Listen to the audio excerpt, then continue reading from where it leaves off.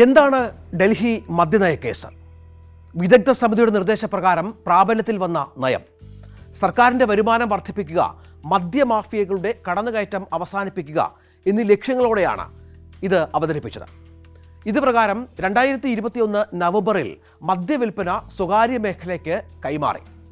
ദില്ലിയെ 32 സോണുകളാക്കി ഓരോ സോണിലും 27 കടകൾ ഉണ്ടാകുമെന്നായിരുന്നു ധാരണ.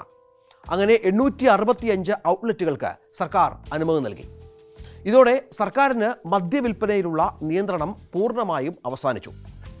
അന്ന് തന്നെ നയത്തിനെതിരെ വിദ്യാഭ്യാസ മതസ്ഥാപനങ്ങൾ രംഗത്തെത്തിയിരുന്നു. പുതിയ നയത്തിലൂടെ എല്ലായിടത്തും മദ്യം തുല്യമായി വിതരണം ചെയ്യുമെന്ന് സർക്കാർ ഉറപ്പു പറഞ്ഞെങ്കിലും അത് നടപ്പിലായില്ല. ഇതനുസരിച്ചുള്ള നടപടികളുമായി കെജ്രിവാൾ സർക്കാർ മുന്നോട്ടു പോകുമ്പോഴാണ് ആരോപണങ്ങൾ ഉയരുന്നത്. മദ്യത്തിൻ്റെ ഗുണനിലവാരവുമായി ബന്ധപ്പെട്ട വ്യാപക പരാതി ഉയർന്നതോടെയാണ് ആദ്യം വിവാദം പൊട്ടിപ്പുറപ്പെടുന്നത്.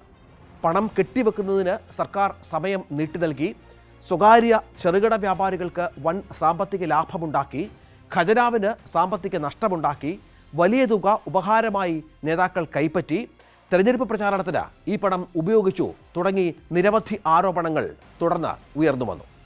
നയം നടപ്പിലാക്കിയതിൽ അഴിമതി എന്ന ആരോപണം ആദ്യം ഉന്നയിച്ചത് BJP ആണ്. പരാതി ഉന്നയിച്ച ദില്ലി BJP അധ്യക്ഷൻ മനോജ് തിവാരി ചീഫ് സെക്രട്ടറിക്ക് പരാതി നൽകുന്നു.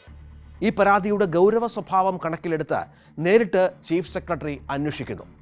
ഇളവുകളിലും ഫീസ് ഇനത്തിലും മറ്റും ക്രമക്കേട് നടന്നതായും ചട്ടങ്ങൾ ലംഘിച്ചതായും ചീഫ് സെക്രട്ടറിയുടെ റിപ്പോർട്ട് വരുന്നു. ലൈസൻസ് ഫീസിൽ മാത്രം 144.36 കോടിയുടെ ഇളവ് അനുവദിച്ചെന്നായിരുന്നു കണ്ടെത്തൽ. തുടർന്ന് ഇതുമായി ബന്ധപ്പെട്ട് നിരവധി പരാതികളും ആക്ഷേപങ്ങളും വരുന്നു. ഇതിനിടയിലാണ് കെജ്രിവാളിനെ നോട്ടപ്പുള്ളിയാക്കിയിരുന്ന ലഫ്റ്റനന്റ് ഗവർണർ ഈ വിഷയത്തിൽ ഇടപെടുന്നത്. CBI അന്വേഷണത്തിന് ലഫ്റ്റനന്റ് ഗവർണർ വളരെ വേഗം ഉത്തരവിടുന്നു. പ്രാഥമിക അന്വേഷണം നടത്തിയ CBI കേസ് രജിസ്റ്റർ ചെയ്തു. ഇതോടെ ഇതിൻ്റെ ഗൗരവം മനസ്സിലാക്കിയ ദില്ലി സർക്കാർ 2022 ജൂലൈ 30 മദ്യനയത്തിൽ നിന്ന് പിന്മാറുന്നു. പഴയ മദ്യനയം ഒക്ടോബർ മുതൽ ഡൽഹിയിൽ വീണ്ടും നിലവിൽ വരുന്നു. CBI അന്വേഷണത്തിലെ കണ്ടെത്തലുകൾ തുടർന്ന് നിർണായകമാകുന്നു. ഡൽഹി ഉപമുഖ്യമന്ത്രിയും കെജ്രിവാളിൻ്റെ വലം കൈയുമായിരുന്ന മനീഷ് സിസോദിയ അടക്കം 15 പേർ ഈ ക്രമക്കേടിൽ പ്രതികളാകുന്നു. 2023 മാർച്ച് 9 പ്രതീക്ഷിച്ച പോലെ സിസോദിയ അറസ്റ്റിലാകുന്നു. കോടതികളിൽ നിയമപോരാട്ടം തുടർന്നെങ്കിലും ജയിലിൽ തുടരേണ്ടി വരുന്നു. സിസോദിയയുടെ അറസ്റ്റ് ആരോപണങ്ങളുടെ ബലം കൂട്ടുന്നതായി. കെജ്രിവാളിന് തുടർന്ന് നിരവധി പ്രതിസന്ധികളുമായി. ഇതിനിടയിലാണ് കള്ളപ്പണം വെളുപ്പിക്കലുമായി ബന്ധപ്പെട്ട ആരോപണം ഉയർന്നത്. ഇതോടെ അന്വേഷണ രംഗത്തേക്ക് EDയും കടന്നു വരുന്നു.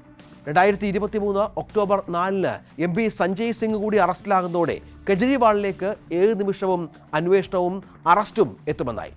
2024 മാർച്ച് 5 മുൻ തെലങ്കാന മുഖ്യമന്ത്രിയുടെ മകൾ K കവിത കൂടി അറസ്റ്റിലാകുന്നതോടെ കെജ്രിവാളിൻ്റെ നില കൂടുതൽ പരുങ്ങലിലാകുന്നു. തുടർച്ചയായ സമൻസുകളെ പുച്ഛിച്ച് തള്ളിക്കൊണ്ടായിരുന്നു കെജ്രിവാളിൻ്റെ മറുപടി. മാത്രമല്ല, ഇന്ത്യയിൽ ഏറ്റവും അധികം നരേന്ദ്രമോദിയെ വിമർശിക്കുന്ന നേതാവായി കെജ്രിവാൾ വളർന്നു. BJPക്ക് ബദലായി ഹിന്ദുത്വ അജണ്ട മുന്നോട്ട് വെക്കുന്ന പാർട്ടിയായി കൂടി AAP വിശേഷിപ്പിക്കപ്പെടുന്നു.